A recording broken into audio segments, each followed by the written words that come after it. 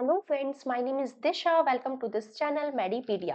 Today we will discuss about lipids. So I hope आप सभी लोग बहुत अच्छे होंगे। तो स्टार्ट किया जाए आज का टॉपिक लिपिड्स।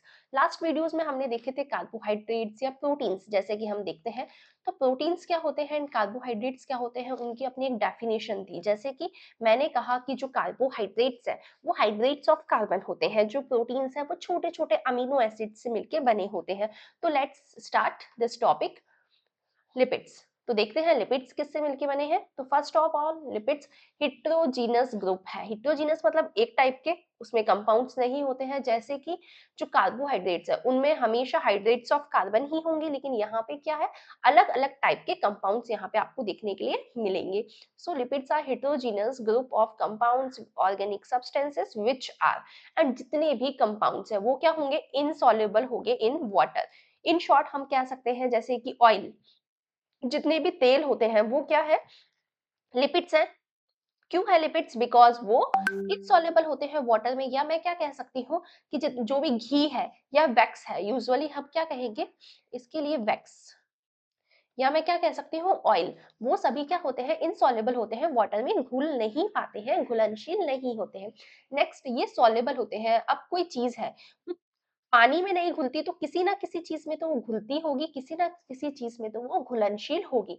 तो lipids are soluble in organic fat solvents.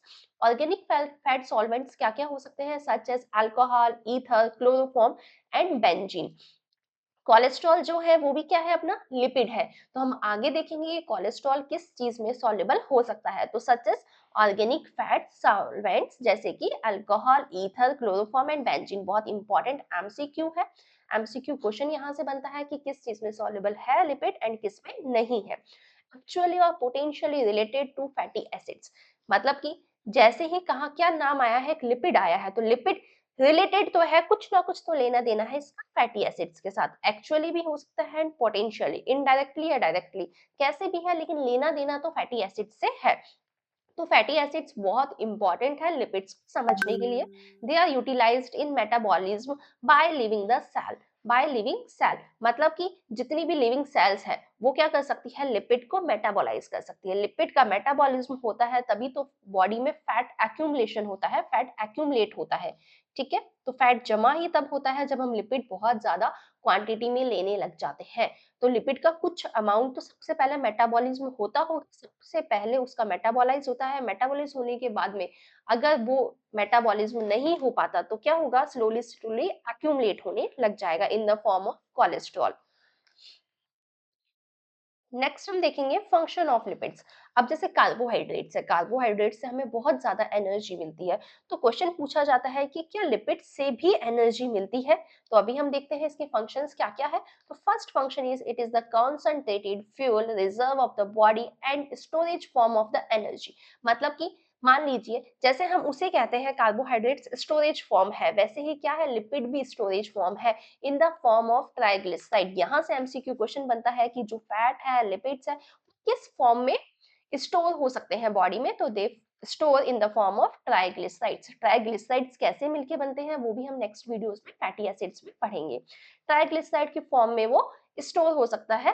साथ ही में फ्यूल है, बहुत अच्छा फ्यूल है, एंड स्टोरेज इसका होता कहाँ है, तो in the adipose tissues. This is the structural component of the biomembranes and regulate the membrane permeability. It means structural or component of biomembranes, मतलब कि जो सेल मेम्ब्रेन होती है, सेल मेम्ब्रेन में कौन कौन होते हैं, फॉस्फोलिपिड्स होते हैं एंड कोलेस्ट्रॉल होते हैं। बात की जाए कि सेल मेम्ब्रेन होती कैसी है, तो देखिए अभी हम देखते हैं कि सेल मेम्ब्रेन कैसी होती है। बायोलिपिड लेयर्स होते हैं, हाइड्रोफिलिक एंड हाइड्रोफोबिक, कुछ ऐसा ही होता है, हेड एंड टेल। ठीक है, फॉस्फोलिपिड्स की मिलके बनी होती है ये, बायलिपिड फॉस्फोलिपिड लेयर होती है ये।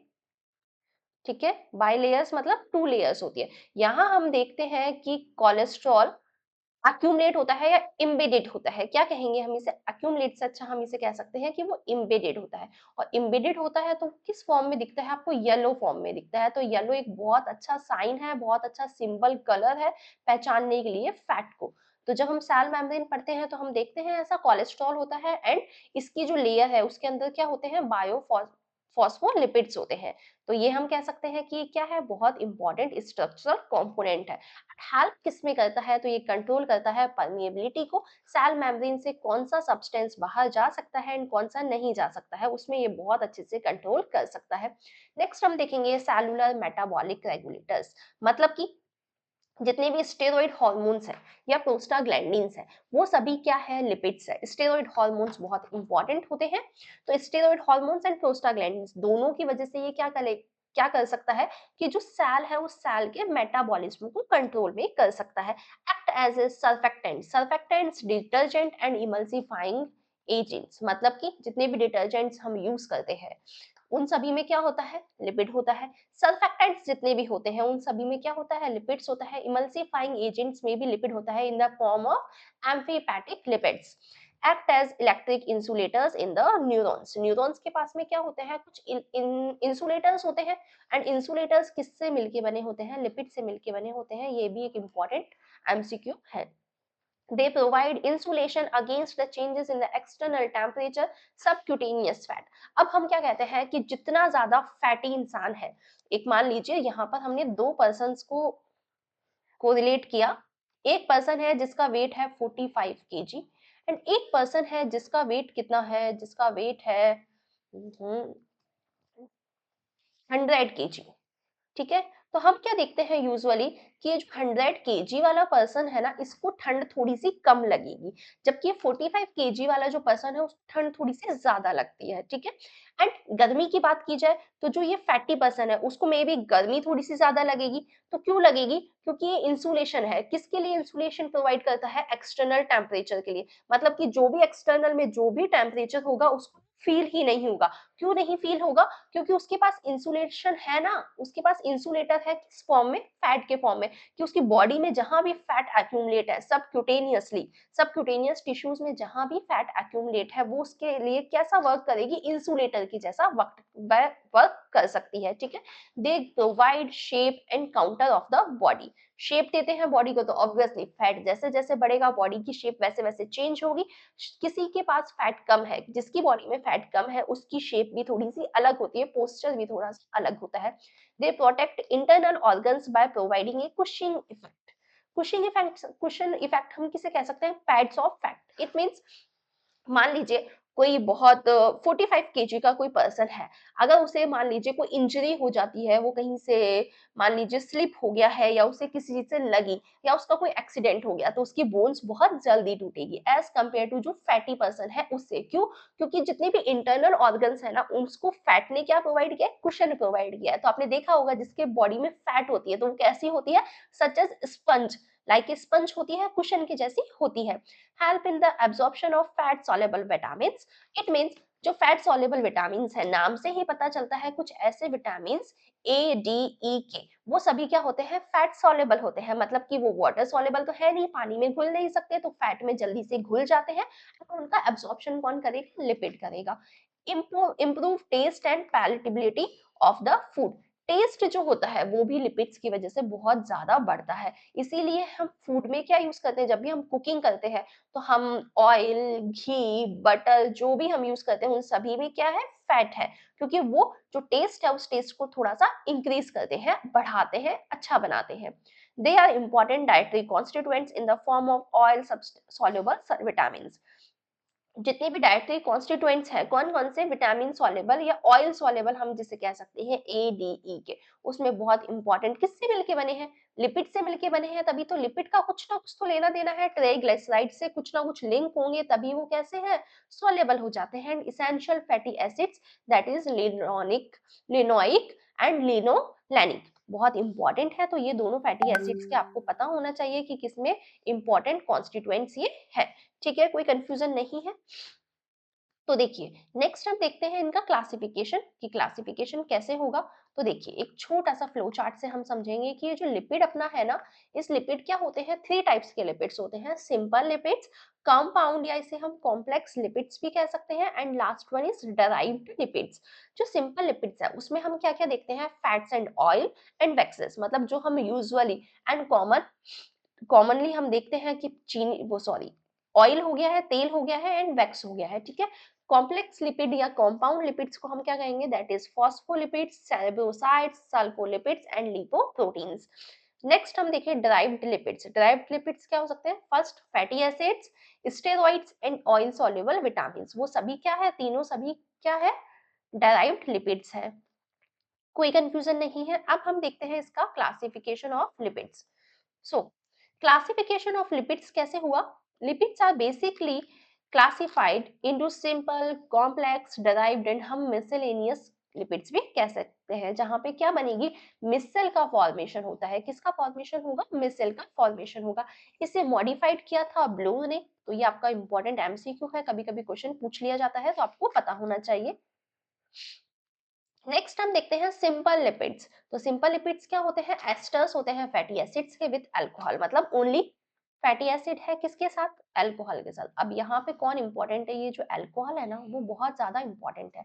अल्कोहल इफ फैटी एसिड्स के साथ में एस्टर्स है, उसके एस्टर्स बनाए हैं, तो वो क्या हो गया है, जस्ट सिंपल लिपिड्स हो गया है, जैसे कि फैट्स एंड ऑयल्स, जिसे हम ट्राई एसाइल ग्लिसरोल्स भी कहते हैं, एंड वैक्सेस। तो हम देखते हैं ट्राइएसाइल ग्लिसरोल्स क्या होते हैं, these are the esters of fatty acids with glycerols. नाम से ही पता चलता है ट्राइएसाइल ग्लिसरोल्स, मतलब कि तीन तो यहाँ पे क्या होंगे, फैटी एसिड्स होंगे या ट्राइएसाइल एसाइल होंगे तीन, एंड साथ ही में कौन जुड़ा हुआ होगा, ग्लिसरोल जुड़ा हुआ होगा।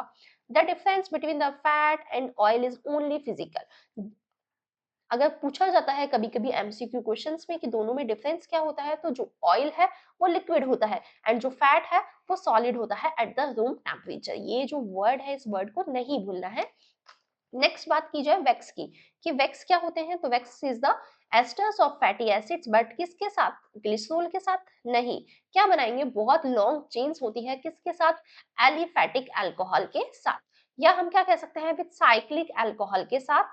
ग्लिसरॉल के अलावा जिसके साथ भी है, ग्लिसरॉल एक इस अल्कोहल को छोड़ दीजिए, ग्लिसरॉल उसके अलावा जो भी अल्कोहल है उसके साथ अगर लॉन्ग चेन बनी है, एलिफैटिक अल्कोहल्स के साथ में लॉन्ग चेन बनी है, तो वो क्या होगी, अपनी वैक्सेस होगी। ठीक है, वैक्सेस कौन सी होती है, जो कैंडल के लिए वैक्स यूज की जाती है, उसी वैक्स की बात की गई है। तो ये वैक्सेस क्या होगी, cetyl alcohol. Cetyl alcohol is most commonly found in waxes, important है, एमसीक्यू में पूछा जा सकता है। Waxes are used in the preparation of candles, जैसे कि मैंने आपको बताया, लुब्रिकेंट्स एंड साथ ही में कॉस्मेटिक्स। कॉस्मेटिक जो भी मेकअप के जो भी कॉस्मेटिक चीजें होती है उसमें भी वैक्स ही यूज की जाती है। Ointments and polishes, ointments and polishes में भी लिपिड्स की फॉर्म में कौन यूज की जाती है, वैक्स ही यूज में ली जाती है। एग्जाम्पल बात की जाए वैक्स के, तो that is true wax, cholesterol esters, vitamin D esters and vitamin A and its carotenol esters. तो ये इंपॉर्टेंट है, ये आपको पता होनी चाहिए कि वैक्स के क्या क्या एग्जाम्पल्स हो सकते हैं। Okay, next is compound lipids. These are the esters of fatty acids with alcohol containing additional groups as phosphates, nitrogenous base, carbohydrates and protein. Compound lipids क्या होते हैं? Compound lipids क्या है? Fatty acids with alcohol, मतलब ये जो term है fatty acids with alcohol, इसे मैं क्या कह सकती हूँ, सिंपल लिपिड ही तो है। तो सिंपल लिपिड्स है, लेकिन उसके साथ कोई ना कोई एक स्पेशल ग्रुप यहाँ पर अटैच है, वो फॉस्फेट हो सकता है, नाइट्रोजनस बेस हो सकता है, कार्बोहाइड्रेट्स हो सकते हैं, प्रोटीन, मतलब कुछ भी जुड़ सकता है। तो इसी बेसिस पे मैंने इसे वापस से डिवाइड किया, दैट इज फॉस्फोलिपिड। फर्स्ट अपना है फॉस्फोलिपिड्स। फॉस्फोलिपिड्स क्या होंगे, वो जो एडिशनल ग्रुप था ना किसके साथ, fatty acids with, fatty acids के एस्टर्स विद किसके साथ, अल्कोहल के साथ। तो उसके साथ कौन जुड़ा हुआ है यहाँ पे, फॉस्फोरिक एसिड जुड़ा हुआ है। ठीक है, एंड एक नाइट्रोजिनस बेस है इसके पास।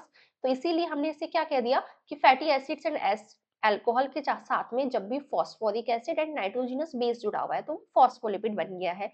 दे are fatty acids esterified with alcohol, but in addition they contain other groups and extra groups बहुत से हो सकते हैं, अलग अलग हो सकते हैं। तो फॉस्फोलिपिड्स अगर कौन जुड़ा हुआ है, फॉस्फोरिक एसिड जुड़ा हुआ है, तो जहां पर फॉस्फोरिक एसिड नहीं जुड़ा हुआ है, कोई अलग ग्रुप जुड़ा हुआ है, तो उसे हम क्या कहेंगे, नॉन फॉस्फोराइलेटेड लिपिड्स या नॉन फॉस्फोरिक एसिड्स या नॉन फॉस्फोलिपिड्स हम इसे कह सकते हैं।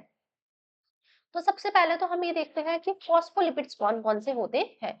तो फॉस्फोलिपिड्स हो सकते हैं नाइट्रोजन कंटेनिंग ग्लिसरोफॉस्फेटाइडेज। फर्स्ट हम क्या कहेंगे कि कैसा है फॉस्फोलिपिड, नाइट्रोजन है जिसमें, ठीक है। नाइट्रोजन कंटेनिंग क्या है, ग्लिसरोफॉस्फेटाइडेस लेसिथिन। लेसिथिन में कौन होता है, फॉस्फेटिडाइल कॉलिन होता है। सिफेलिन के पास में फॉस्फेटिडाइल इथेनोलेमाइन होता है। Phosphatidyl serine is also a phospholipid. अब बात की जाए नॉन नाइट्रोजन, क्या है उसके पास, नाइट्रोजन नहीं है। इन सभी के पास क्या थी, नाइट्रोजन थी। इनके पास नाइट्रोजन नहीं है, कौन कौन से हो सकते हैं, phosphatidyl inositol and phosphatidyl glycerol, diphosphatidyl glycerol. ये क्या है, जिसे हम कार्डियोलिपिन भी कहते हैं। इन सबके पास क्या नहीं होता है, नाइट्रोजन एब्सेंट होता है, नाइट्रोजन एब्सेंट होता है। प्लाज्मोलेजेंस, प्लाज्मोलेजेंस क्या है, एंड इनके पास क्या होता है, बहुत लॉन्ग चेन होती है। एंड प्लाज्मा में होंगे कौन, कॉलिन प्लाज्मोलोजन एंड इथेनोलामाइन प्लाज्मोलोजन। फॉस्फोस्फिंगोसाइड्स की बात की जाए तो इसमें क्या होगा, स्फिंगोसेन स्फिंगोमाइलिन यहाँ पर प्रेजेंट होंगी, ठीक है। नेक्स्ट हम देखते हैं ग्लाइकोलिपिड्स। तो नाम से पता चलता है कि इनके पास फैटी एसिड तो होगा, लेकिन कहाँ से, कार्बोहाइड्रेट्स का। एंड नाइट्रोजनस बेस भी ऑब्वियसली होगा, लेकिन कौन होगा, जैसे उनके पास फॉस्फोरिक एसिड अटैच था, वैसे ही इनके साथ कौन होगा, कार्बोहाइड्रेट्स अटैच होगा। The alcohol is sphingosine, hence they are called as glycosphingolipids. अगर इनके पास अल्कोहल कौन सा है, यहाँ पर अल्कोहल स्फिंगोसिन अटैच है, किसके साथ, ग्लाइकोलिपिड्स के साथ में, तो उसे हम क्या कह सकते हैं, ग्लाइकोस्फिंगोलिपिड्स कह सकते हैं। ग्लिसरॉल एंड फॉस्फेट्स यहाँ पर एब्सेंट होते हैं। ग्लिसरॉल तो ऑब्वियसली प्रेजेंट नहीं होगा, क्योंकि वो सिंपल लिपिड्स का एक एग्जाम्पल बन चुका है। फॉस्फेट होता तो फॉस्फोरिक एसिड वाले होते, फॉस्फोलिपिड्स होते, लेकिन नहीं है, ग्लाइकोलिपिड्स है, तो दोनों ही एब्सेंट होंगे। एग्जाम्पल्स की बात की जाए तो सेरेब्रोसाइट्स एंड गैंग्लियोसाइट्स, दोनों ये यहाँ पे हो चुके हैं।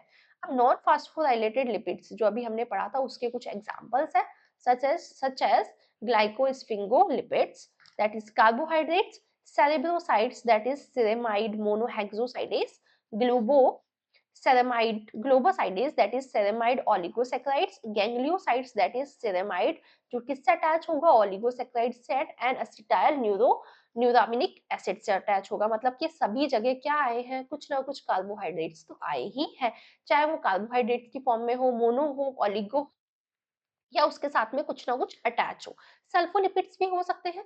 सल्फोलिपिड्स क्या होते हैं, सल्फेटाइड्स होते हैं, सल्फेटेड सेरेब्रोसाइट्स होते हैं, सल्फेटेड ग्लोबोसाइडेस या सल्फेटेड गैंग्लियोसाइड्स, दैट इन सभी में कौन अटैच है, सल्फोलिपिड्स या सल्फेट्स अटैच है। लिपोप्रोटीन्स की बात की जाए तो लिपोप्रोटीन्स क्या होते हैं, बहुत बड़े मॉलिक्यूल्स होते हैं लिपिड्स के, एंड ये बहुत बड़ा लिपिड का एक मॉलिक्यूल है जिसके साथ कौन अटैच है, छोटे छोटे प्रोटीन्स अटैच है, तो दिस इज लिपोप्रोटीन्स।